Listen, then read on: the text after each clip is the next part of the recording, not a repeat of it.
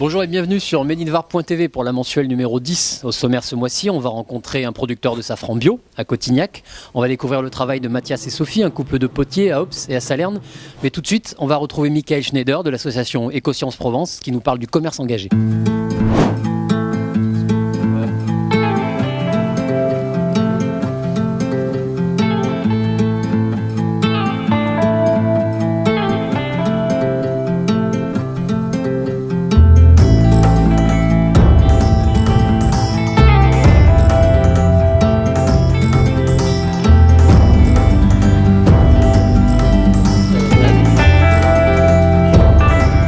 Bonjour Michael Schneider, vous dirigez l'association Écosciences Provence, vous êtes installé à La Selle et vous avez lancé le concept du commerce engagé. De quoi s'agit-il exactement ? Alors le commerce engagé, c'est un label qui identifie des commerçants inscrits dans une démarche d'éco-responsabilité. Qu'est-ce que c'est que l'éco-responsabilité chez un commerçant ? C'est trier ses déchets, c'est réduire ses déchets, c'est proposer des produits locaux, développer vraiment une politique éco-responsable dans son magasin. Et les commerçants qui jouent le jeu sont identifiés, il y a un label, il y a des logos ? Oui, tout à fait. Alors sur notre territoire, on a 80 commerces engagés, très impliqués dans la démarche. Et l'idée, c'est de les mettre en valeur, forcément, avec bien sûr un logo, un label, et puis aussi un site internet, et on va dire une présence aussi dans les réseaux sociaux. Alors 80 commerces engagés, quel type de commerce aujourd'hui ? Alors tout type de commerce, ça va vraiment de la petite épicerie même aux producteurs de produits locaux, donc vraiment tout type de commerce, des gens justement sensibilisés au territoire et aux problématiques de développement durable. Le périmètre géographique aujourd'hui c'est le territoire Provence verte, ça va aussi un peu au-delà ? Alors actuellement, c'est 16 communes représentées par le CIVED, un syndicat intercommunal de la valorisation et l'élimination des déchets. Et on va dire que ça va faire 10 ans qu'on exerce sur ce territoire. On a pu peaufiner cet outil, mettre en place une méthodologie. Et actuellement, on est en train de l'essaimer sur d'autres territoires, notamment sur la communauté du Cœur du Var, sur la communauté du Pays d'Aix, à Carcassonne, même en Guyane et même à Monaco. Donc c'est plutôt positif, ça s'étend, on est content. Alors comment on s'y prend pour recruter de nouveaux commerces engagés ? Alors c'est simple, il y a beaucoup de commerçants quand même qui nous font signe, ils sont intéressés par la démarche, on communique beaucoup sur le territoire, et ce sont des gens sensibilisés, intéressés et qui veulent participer. Maintenant le commerce engagé c'est aussi un gros travail de terrain, c'est un travail de proximité, donc on va leur expliquer, les sensibiliser aux problématiques du développement durable et finalement ça se fait au fur et à mesure. Est-ce que vous avez des retours des consommateurs ? Est-ce que pour le consommateur, aller faire ses achats chez un commerçant engagé, c'est une démarche, c'est une plus-value ? Alors oui, tout à fait. Alors il faut quand même savoir qu'il y a quand même un éveil des consciences chez le consommateur, malgré tout ce qu'on dit. C'est vrai que les consommateurs sont de plus en plus intéressés par des démarches éco-responsables. Et clairement, le commerce engagé est un plus, oui. Comment retrouver des produits locaux, réduire ses déchets. Le commerçant permet justement au consommateur de faire un petit geste pour l'environnement. Quelles sont les perspectives à moyen terme ? L'idée c'est d'arriver à s'installer dans tout le département du Var, dans toute la région PACA, au-delà ? Alors on en serait très heureux, très honoré, on y travaille. L'idée c'est aussi de proposer le commerce engagé à d'autres types de commerces, notamment des restaurants, et aller toujours aussi plus loin dans la démarche, puisque c'est une démarche qui est évolutive. Tous les 2 ans on essaye de retrouver de nouveaux gestes à proposer aux commerçants. Donc en gros c'est une démarche qui continue à évoluer sur le territoire et qui commence à s'essaimer ailleurs. Il y a aussi un gros travail de communication, vous avez quels outils à votre disposition ? Justement, à l'occasion des 10 ans du commerce engagé, on a revu un petit peu nos outils. On a mis en place de nouveaux visuels, on a mis des affiches. Et bien sûr, on a développé de nouveaux sites internet, une page Facebook assez active. D'ailleurs, je vous invite à nous retrouver sur Facebook ou sur le site internet commerceengagé.com. Merci, donc vous travaillez avec des producteurs locaux, on va justement reprendre la route. On va aller au cœur de la Provence verte, à Cotignac, pour rencontrer un producteur de safran en bio.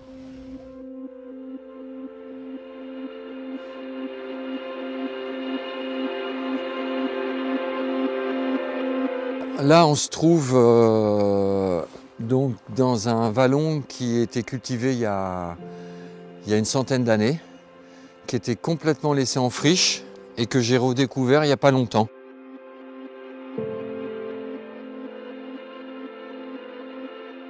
On découvre des restants qui avaient été faits par des agriculteurs il y a une centaine d'années, que j'ai remis en fonction, que j'ai débroussaillé à la main, Je ne me suis pas servi de thermique, je me suis servi de rien, juste de mes mains et d'un peu de courage pour remonter une safranière en pleine colline et on va dire en biodynamie, puisque voilà.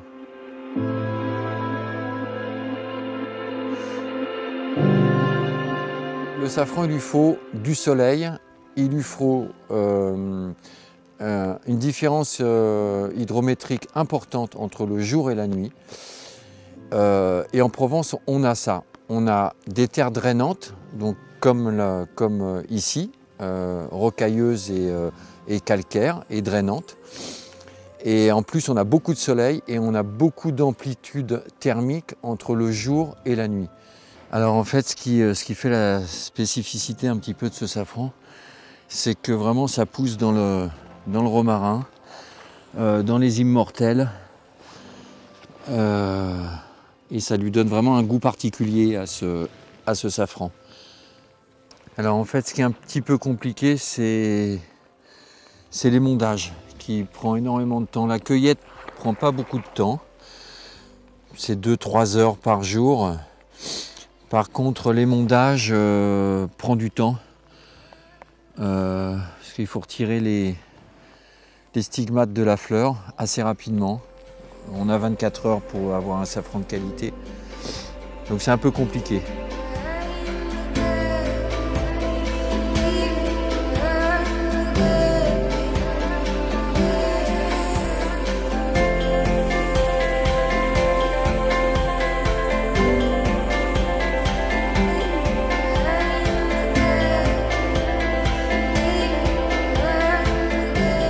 Je suis vraiment heureux de produire une culture pareille, parce que déjà je ramasse des fleurs, je cultive des fleurs, je cultive une plante qui a 45 000 ans, qui est un peu magique, que ce soit les poètes ou les grands jardiniers ou les grands chefs, le safran c'est un peu magique.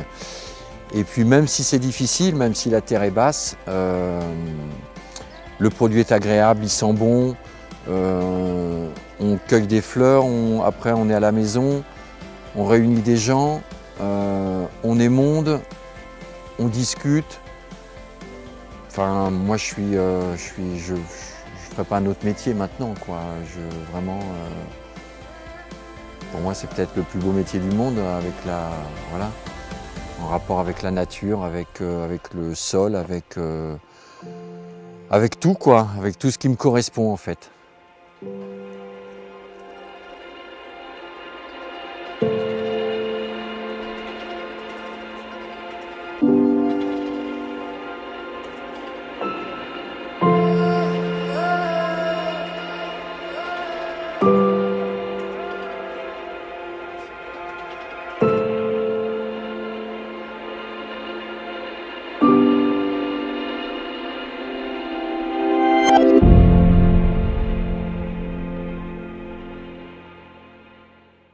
Alors ça vous a donné des idées, Mickaël, ce reportage ? Ah oui, clairement, typiquement, c'est vraiment un producteur qu'on pourrait intégrer dans la démarche du commerce engagé, producteur engagé. Donc très intéressant. Alors justement, si ce producteur de safran veut vous rejoindre, comment il s'y prend ? Alors c'est très simple, il y a notre site internet commerceengagé.com avec tous les contacts nécessaires pour venir vers nous, et dans un second temps, on ira à la rencontre de ces commerçants et de ces producteurs engagés. On reste dans l'artisanat local, on va rencontrer Mathias et Sophie dans le Haut-Var, c'est un couple de potiers et à l'heure des cadeaux de Noël, c'est peut-être une belle idée de cadeau made in Var. Merci Mickaël.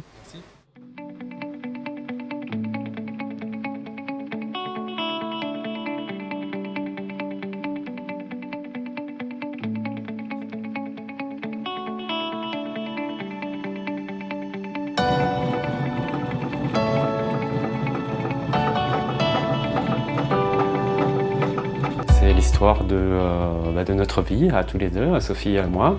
On s'est rencontrés au travers de la poterie. On a eu des expériences diverses et puis à un moment donné, on s'est dit qu'il était temps pour nous d'ouvrir notre atelier et de mettre nos compétences ensemble et de créer notre atelier à nous et notre univers, et de proposer ça aux gens.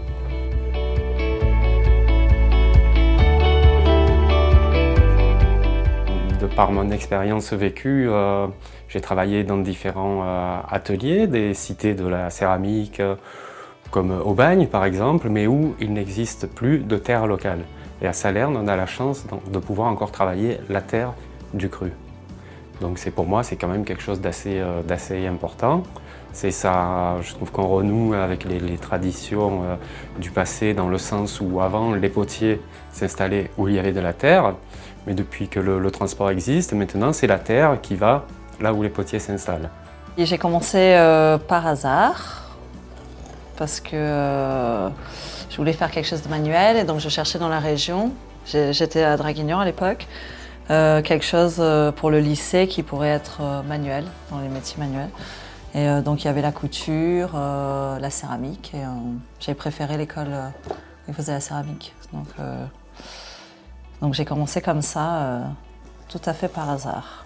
À l'école, surtout à l'école, je trouvais qu'il y avait beaucoup de poterie un petit peu datée. On nous apprenait à faire beaucoup de choses. Alors c'est très joli, très bien fait, avec beaucoup de...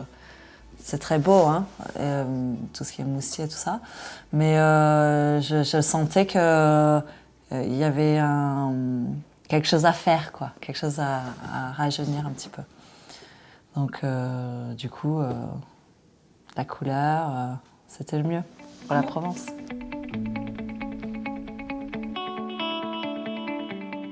Alors, dans ma poterie, oui, sûrement qu'il y a une influence anglaise.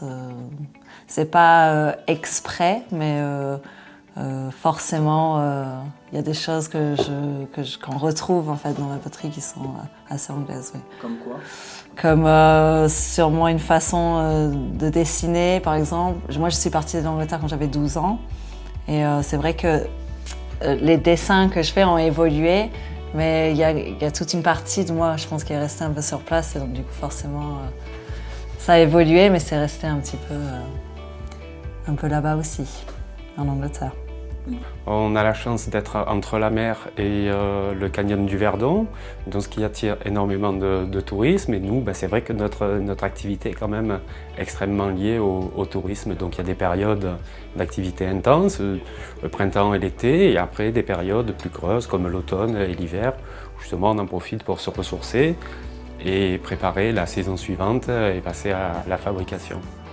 Personnellement, je trouve ça parfait d'être dans cette région parce que j'aime bien, parce que je trouve que c'est calme, tranquille et dans le même temps, à 1h30 de chaque côté, on est à Nice ou à Marseille ou vers Toulon. Donc on n'est pas si loin. C'est très calme, mais on n'est pas si loin que ça non plus. C'est pas le bout du monde. Mais c'est une très très belle région, les couleurs sont magnifiques et c'est vachement inspirant comme région.